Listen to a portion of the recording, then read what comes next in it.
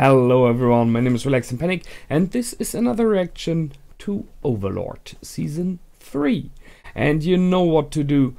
As always, just go down into my descriptions, follow the link, replace the circumflex dot parts with real dots, and enjoy the reaction.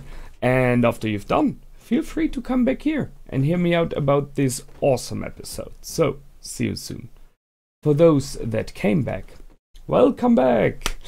Okay, that was just good. I mean, seriously, that was great. There was so much in this episode, and it was so nice to see two, well, clever people who are kind of polite and think a step further, battling it out with words. So, yes, War of the Words is very fitting here. I mean, you have to give it to Ainz. He has the huge benefit of having Demiurge at his side, who is, like, as I already mentioned, an additional brain, like a planning brain you have, and you just have to keep him in check from time to time. So this was really good. I mean, the first thing I was wondering about is we had the last, in the end, 2 seasons handling arriving in this new world and handling the real-size kingdom, and that they did with very low to none appearance of the real power that they have. They dealt with some problems in the kingdom, in the real-size kingdom. They took over the shadows, to say so, and are ruling from the shadows a bit, are using the adventurer Mormon darkness, and have possibly the option to kind of use Princess Renner, who, as we know by now, is who they are watching at, and who they kind of like. I mean, she has a lot of darkness in her, so it's fitting. So that was the first one, and as far as I understood, especially in the beginning of Season 1, when they mentioned the real-size kingdom being in the war with the Theocracy and the Empire, it sounded a lot like both of those are definitely more influential and powerful. And what we've seen from the Empire so far, they have a really good Wizards Guild, a Mage Guild, with high-level sorcerers. They do have a well-trained and equipped army, which they've shown. I mean, it is all of no real power compared to the Tomb of Nazarick. No question there. But they are way more dangerous than the real-size kingdom is. So I was a little bit surprised that the Emperor Moneither instantly agreed to meet. I mean, he didn't have much of a choice, but there was no active working against it in the beginning. And the head of a kingdom or of an empire moving into the boundaries of the other kingdom, or in this case to the Tomb of Nazarick, into the dragon's lair, normally is something you don't want to do, because what happens? The head gets chopped off and that's it. You know, the kingdom, or in this case the empire, would fall into crumbles. I see the point that Ainz doesn't want to destroy the empire, because it would be bad sports, you know? And sure, he could take over the world by destroying everything else, but who wants to rule on a rubble pile? You know, you want to have something to rule. So destroying is not the answer. I see it from this view, and I understand.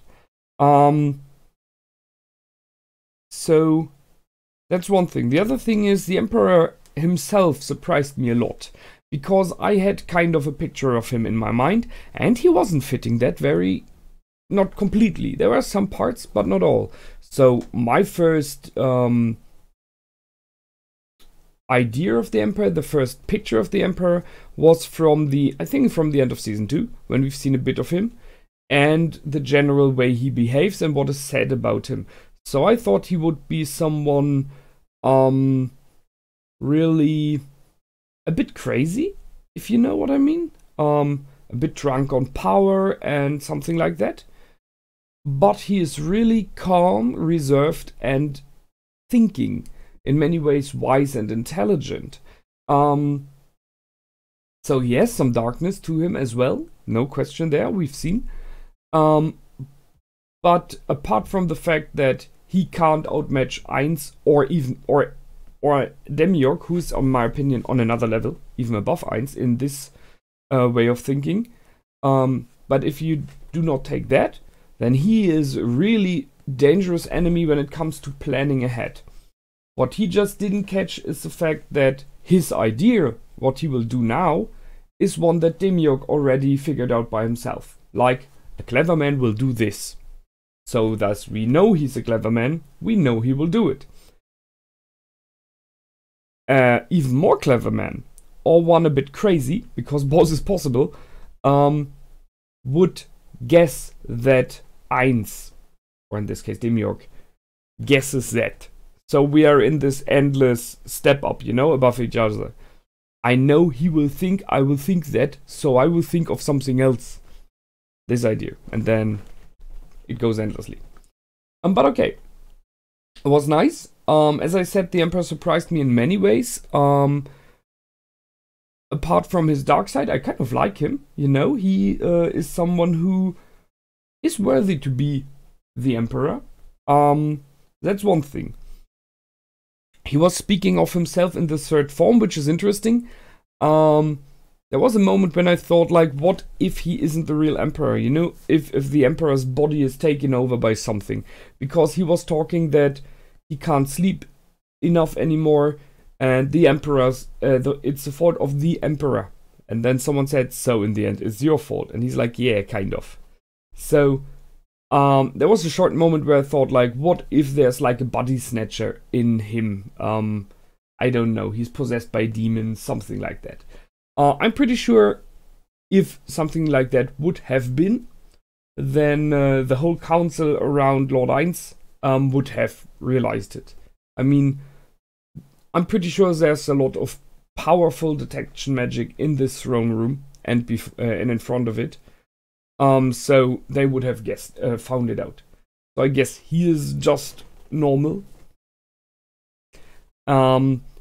But in this weird way of intelligent that he's kind of able to split his personalities. Not that he's crazy. I'm just saying he's aware of his responsibilities. As I said, surprises me. They mentioned a new character. So there's a princess or queen of the Dragon Kingdom who is able to cast rejuvenation and resurrection spells without losing life force. That's a powerful thing in this world because we haven't seen anything like that yet. The revival that was used always made you lose life force. I think I might be wrong, but I think what they did on Schaltir, however, was a full version, so the high level version, where she doesn't lose life force, but as we've seen, it costs a hell of a lot of gold.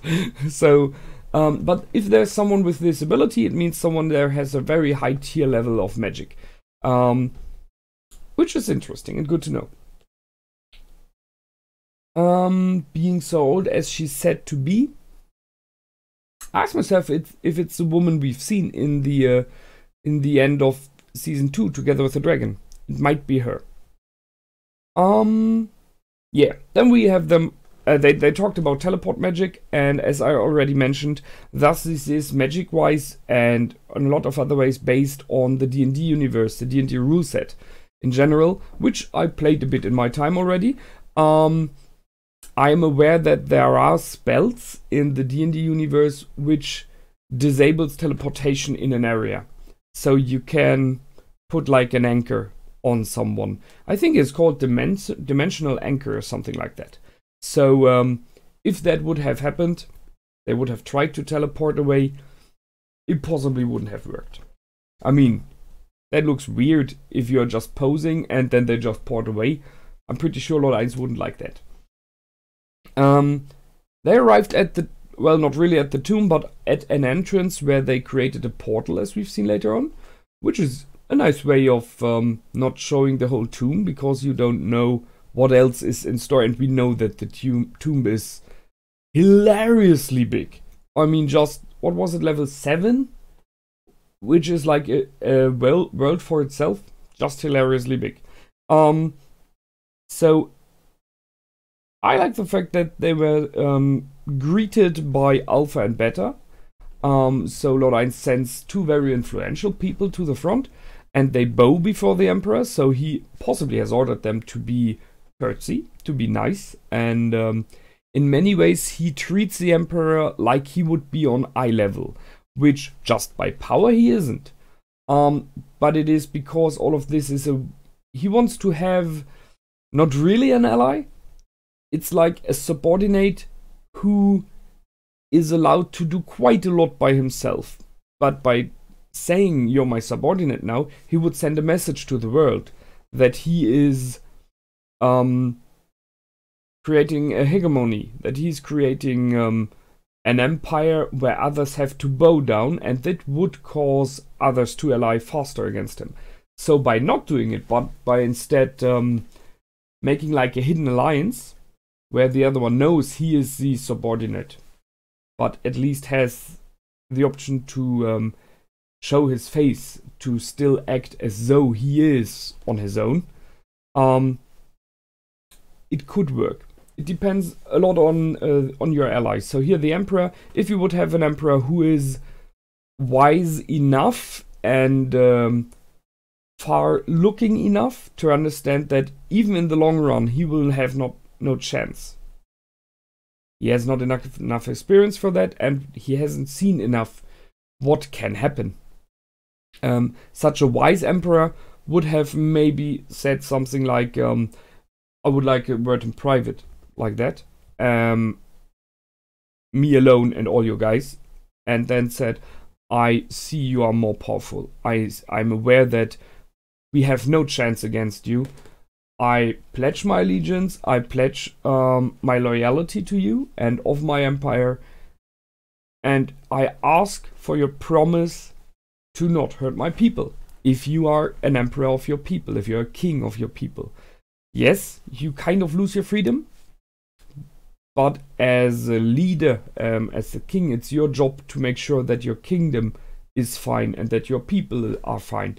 Which is very much what Eins is doing all the time. Everything he does is for the Guild of Nazarick, and for his subordinates, so the council he has there. He really looks out for them. So, yeah. But as I said, Emperor Nyx doesn't do that. He instantly tries to scheme against Lord Eins, but I can understand why. There hasn't been enough word yet what happens when you stand against him.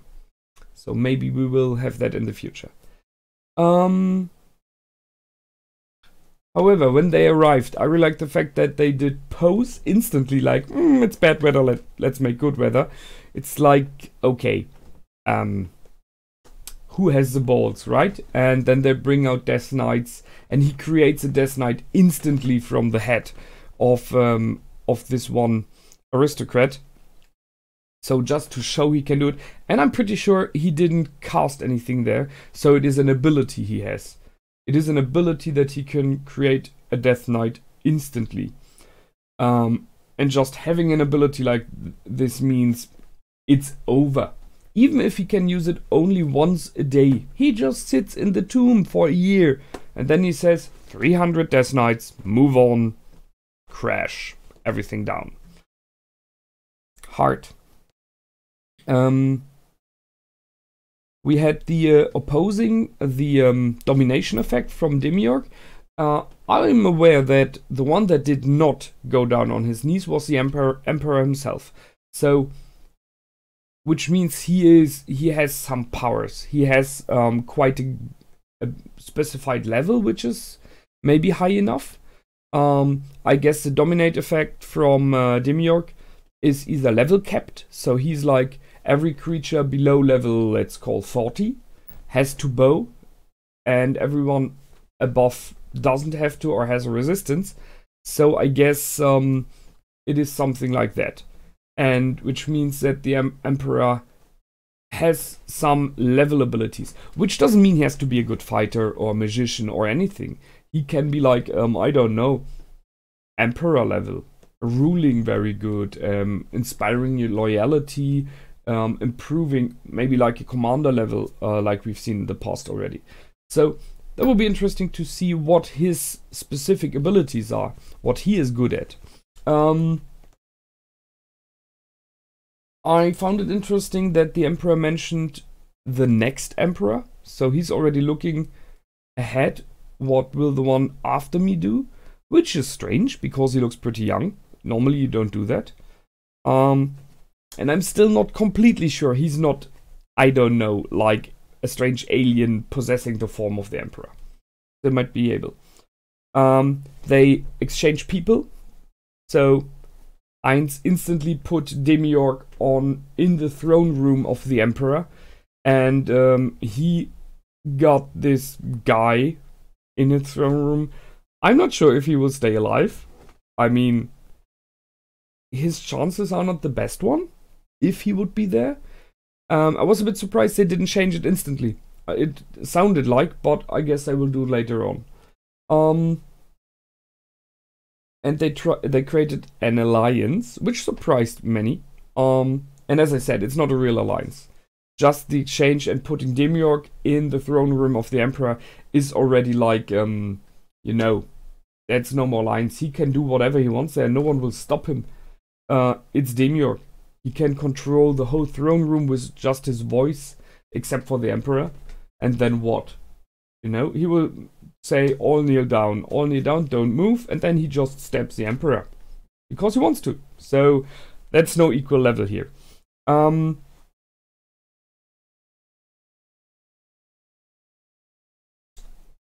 So, when the Emperor is traveling back, and Demiurg got that already, he is scheming, and I like that he's clever enough, that he's good enough of thinking about not to be the leader of an opposition alliance.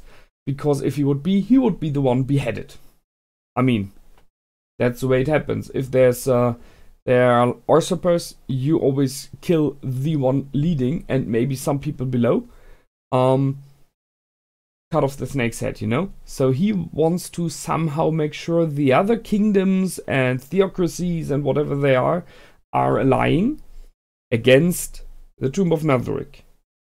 And once they've done this and they start marching, it's possibly like the idea that Ainz will not have realized what's going on completely, and Ainz will stand together with the Empire against them, and when they're at the field of battle, as example, the Empire will just turn and march against him as well, and the idea is then we will crush him. In theory, that's a clever plan. There are multiple problems there. The one thing is, Ainz is aware of it. So, that's it. Plan out of the window. The other thing is, let's say you are already on the battlefield and you turn. It still means you are on the front line against the troops of Ainz, which means you will lose a lot of people. Number 3, the other kingdoms may not be informed about it, so you will be crushed between Anvil and the Hammer. Bad luck. And the last thing, if you have to make, not the last, one more, you have to make sure you are safe yourself, the Emperor and his council, because we all know what the reaction would be. It would be like Ainz will go for you directly if possible, so you better not be on the battlefield. But first things first, you have to get these other kingdoms to get the idea themselves that they want to have an alliance, and to spur them on to do it without being caught doing it. So, I mean, there are options for that. I like it. I'm kind of waiting what the reactions from Ainz and Demiurg are to it, because they know it's happening. Will they let them do it? And if, how will they react to it? How is it fitting into their plan? I mean, in the end, if the plan is like, let them gather, let's go on the battlefield, and then, just guessing, Ainz is doing some, as example, a world spell, as we know he has. I don't know what one. I mean, he could call a meteor strike, as he did in the past, but what if he would do like a dominate and dominate all armies and leaders at once, and just showing all of you together can't beat me. Then he would, without having to do something himself before, have all of them being subdued and telling them, okay, now that you're all kneeling, you can pledge your alliance. Thank you. Just thinking. Maybe that's it, what he's going for. Which brings me to someone who already pledged his alliance. So, Lord Fluder? I will have to search his name again. Oh yeah, Regrid was the name of the girl with the dragon, of the woman. So maybe she's a queen. And most of the people on my list are already dead, because they were adventurers. So Lord Fludder, or Fluder, I'm not sure about it. The level 7 magic mage, which is just a level of magic. I know, not his personal level, which is up to 100. So he already was compromised. He already pledged his alliance to Ainz, which surprises me a bit, because it means that Lord Ainz showed that he is Mormon. I can see why, because Lord Fluder is someone who has enough magic potential that he is a good asset, that you might want to have him on your side. I mean, having someone who's able to cast level 7 magic is something that at least is comparable to some of the higher level creatures in Nazarick. Not the top tier, but at least someone who's worthy working for you in the world just by level. And he is passionate enough that you want him. He will do everything to get better in magic. So he is really completely crazy learning more about magic, getting better in magic. So you can control him with that. Possibly. He already got caught by the Emperor, which is nice. So once again shows how incredibly clever Emperor Nyx is. And I ask myself if we will see 1 or 2 episodes of like an internal war in the kingdom, in the Emperor against the Mage Guild. Maybe. We will see. So, I guess there's a reason why Lord Ainz showed off to him. Because he's one of the not so many people who now know that Momon and Lord Ainz are the same person. It is very unlikely you can use this to your benefit in the meaning of killing off Lord Ainz. But, as a matter of fact, Lord Ainz is, when he's in Momon form, walking through the kingdom and possibly the empire alone, or just with one person, Navarral. So, if you want to have him away from his tomb, away from this council and a lot of his, an awesome amount of his guards, you will want to attack the adventurer instead. If you see any chance of being able to killing him, that's the time and place. So, if you know Lord Ainz is the Raven Black Adventurer, then you can plan using this. Which means telling someone like this old wizard, who in my opinion is only partially trustworthy, that's a risk. And I'm not sure if it is clever to take it. So, we will see. I think that's it for this time. Next episode, I see 2 options here. We got a bit of 3. So, the very least possible, in my opinion, option is that we are going to a completely new place, like, as example, the Dragon Kingdom. Or something like that. Dragon Council States, sorry. One option that I see is that we're going back to Princess Renner, because she was mentioned. And Demiurg mentioned that Albedo might meet her soon. So maybe we will have a little bit in the kingdom. Which would fit in the idea of the Emperor to have the other kingdoms unite against Lord Ainz. Maybe that's where we're going. Or we are still staying with the Emperor in the Empire and him working out how to do it. And gathering informations and powers, as example, against Lord Fludder. I'm not sure. One of the last two it will be. I guess more Princess Renner. But I'm easily surprised and I like it. So, that's it for this time. The Sorcerer King is waiting. I would have gone with Supreme King or something like that. And honestly said, why not just Eins Olgon? I mean, the power the title represents is bound to the person, and there is nothing more powerful than him right now. So why not just Eins Olgon? But okay, Sorcerer King, we're waiting for your next move. Until then, feel free to comment, like, and subscribe. Holy crack, it's a long day. Subscribe it is. And I will see you for the next episode. Until then, my name is Relax and Panic. Goodbye and out.